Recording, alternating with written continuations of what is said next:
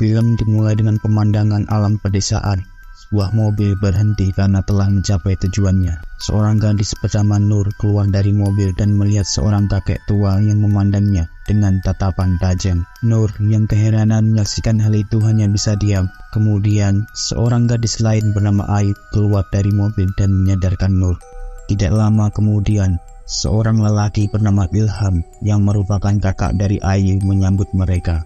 Dari tempat pemberhentian itu, mereka bertiga meneruskan perjalanan menggunakan ojek.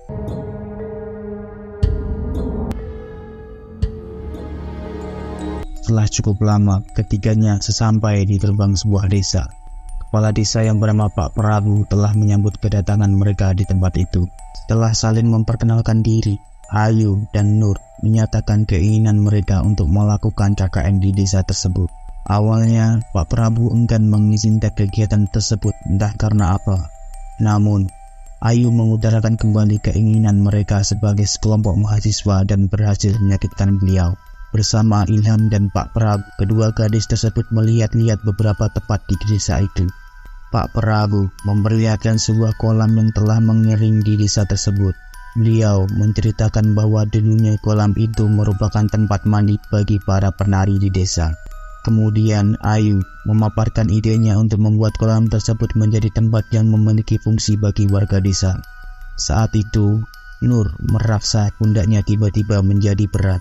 Ia juga melihat sesosok makhluk mengerikan dari balik perpohonan. Beberapa minggu kemudian, Ayu dan Nur kembali ke desa tersebut.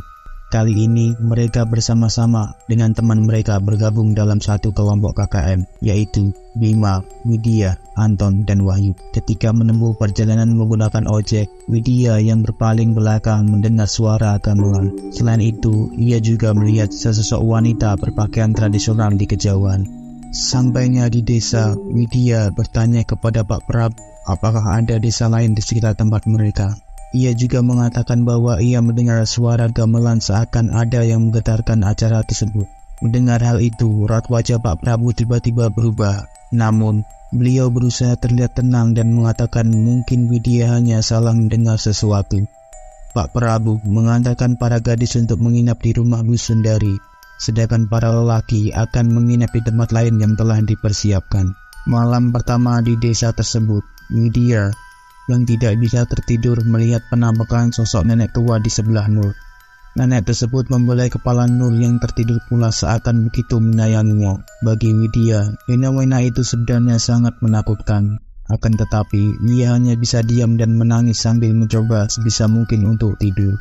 Keesokan harinya, Pak Prabu mengantarkan para mahasiswa tersebut untuk berkeliling desa. Mereka mengobservasi tempat-tempat yang mungkin akan menjadi target dari program kerja mereka. Ketika sampai di makam desa, Pak Prabu menjelaskan mengenai batu nisan yang ditutupi kain hitam kepada mereka. Tiba-tiba, Nur melihat sesosok genderuwo dengan mata merah menyala tengah menatap ke arah mereka. Ia pun tiba-tiba merasa lemas sehingga Bima harus mengantarnya kembali ke tempat penginapan. Sementara itu, Pak Prabu dan yang lainnya melanjutkan kegiatan mereka. Pak Prabu menunjukkan sebuah gapura yang merupakan pembatas desa tersebut. Lalu, beliau mengingatkan para mahasiswa tersebut agar tidak melewati gapura yang membatasi desa itu. Selain itu, Pak Prabu juga sempat menyinggung keberadaan sebuah tempat keramat yang bernama Tapak Tilas. Entah mengapa, Nur bisa berada di tengah hutan sendirian dan bertemu dengan genderuwo itu lagi. Namun, ia ternyata hanyalah bermimpi.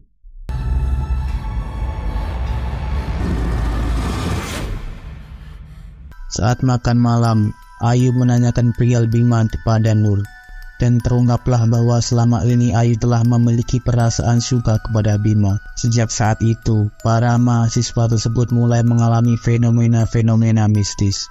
Nur dan Widya mendengar suara gamelan, hidung Jawa, dan melihat sosok penari tradisional berpakaian serba hijau saat mereka tengah bergantian untuk mandi.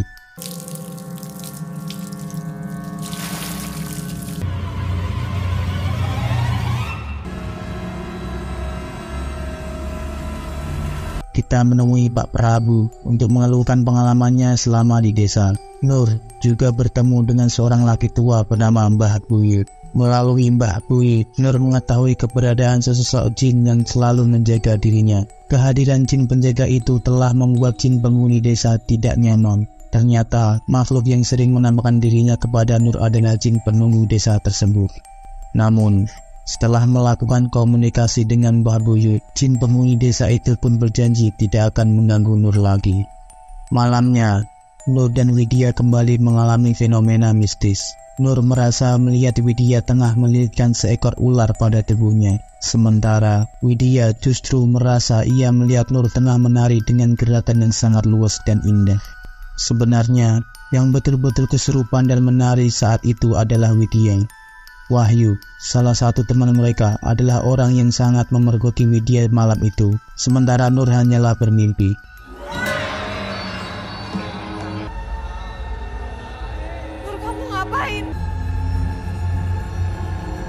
Ia terbangun karena mendengar keributan, lalu keluar dan menemukan Wahyu yang sedang berusaha menyadarkan Widya.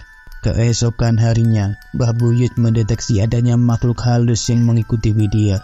Maka beliau pun memberi Widya sebuah ramuan untuk membentenginya. Di sisi lain, Anton mengatakan hal yang aneh tentang Bima kepada Nur.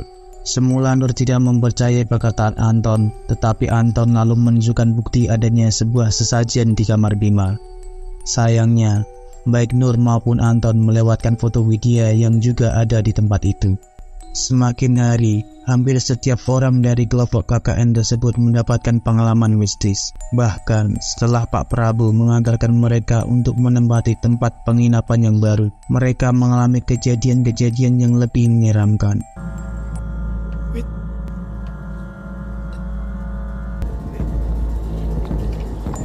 Seseorang di antara mereka bahkan merasa Widya telah terkena santet saat Widya mendapati sejumput rambut di dalam mulutnya. Di sisi lain, perbuatan Bima dan Ayu kian memperparah keadaan. Bima sebenarnya menyukai Widya.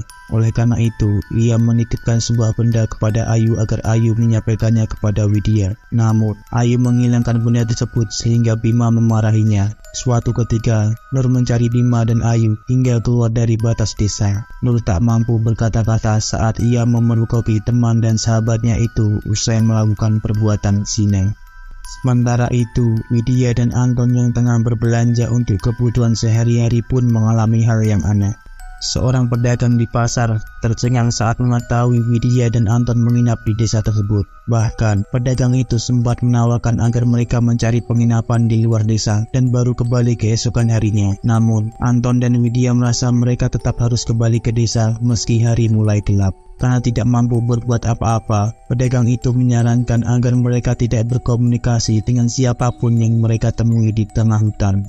Sayangnya Anton dan Widya melupakan peringatan pedagang tersebut. Di tengah perjalanan kembali ke desa, saat telah memasuki area hutan, motor yang Anton dan Widya naiki mengalami masalah. Mereka terpaksa meminta bantuan kepada seorang kakek yang kebetulan berada di tempat itu. Si kakek bersedia membantu memperbaiki motor mereka. Bahkan, si kakek mempersilahkan mereka untuk menghadiri sebuah pesta yang kebetulan digelar di desa dekat tempat itu. Anton tertegun melihat seorang penari yang sangat cantik dalam pesta tersebut.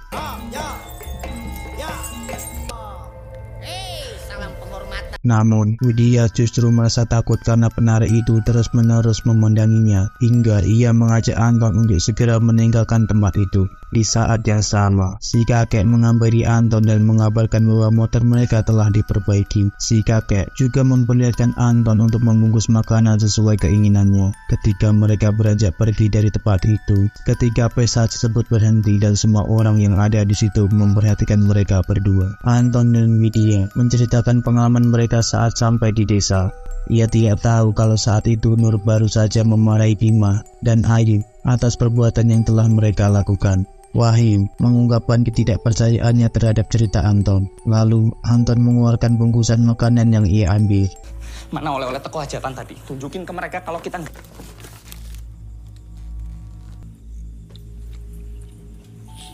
Namun bungkusan tersebut tidak berisi makanan, tetapi kepala seekor monyet yang baru saja disembelih. Nur yang mencurigai sesuatu antara Ayu dan Bima memutuskan untuk memeriksa barang bawaan Ayu. Ia menemukan sebuah selendang berwarna hijau. Tiba-tiba Widya datang menemuinya dalam keadaan kerasukan.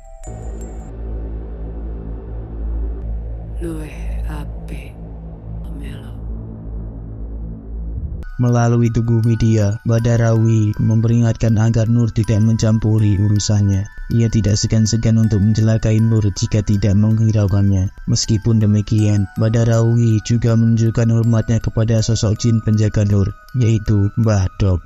Nur tidak mengetahui apa maksud dari perkataan Badarawi tersebut. Ia juga tidak menyadari bahwa saat Badarawi menggunakan tubuh Widya untuk menemuinya, Mbah Dok selalu berada di belakang Nur dan melindunginya. Setelah mendengar cerita dari Bima dan mendesak Ayu untuk mengatakan apa yang terjadi, Nur pun mengetahui bahwa Badarawi adalah dalang dari semuanya.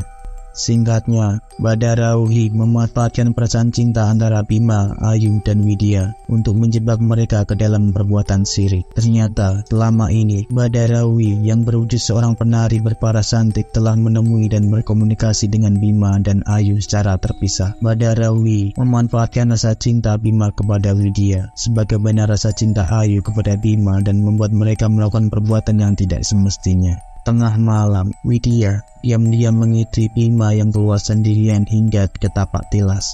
Ia terkejut melihat Bima tengah melakukan perseteruan dengan Badarawi yang menampakkan wujud aslinya. Widya ingin meninggalkan tempat itu, tetapi segerombolan jin yang menyerupai warga telah mengelilinginya. Lalu, Badarawi menemuinya dan mengungkapkan bahwa ia menginginkan Widya untuk menjadi seorang dawuh atau penari seperti dirinya. Widya terlihat ketakutan, tidak mampu berbuat apa-apa selain menangis saat Badarawi memaksa menari. Selain itu, Widya juga sangat terkejut saat melihat ada sosok penari lain di tempat itu yang ternyata adalah Ayu. Sementara itu, Nur yang terjaga mendapati Widya tidak ada di tempatnya, mencoba membangunkan Ayu. Namun Ayu telah berada dalam kondisi sekarat dan membuat Nur berteriak minta tolong. Bersama Anton dan Wahyu, Nur pun menceritakan semuanya kepada Pak Prabu. Anton dan Wahyu menyesalkan karena Nur tidak menceritakan hal itu kepada mereka. Sementara Pak Prabu sendiri seolah putus harapan saat mengetahui apa yang terjadi. Meski demikian, ia tetap mengarahkan warga desa setempat untuk mencari Widya dan Bima.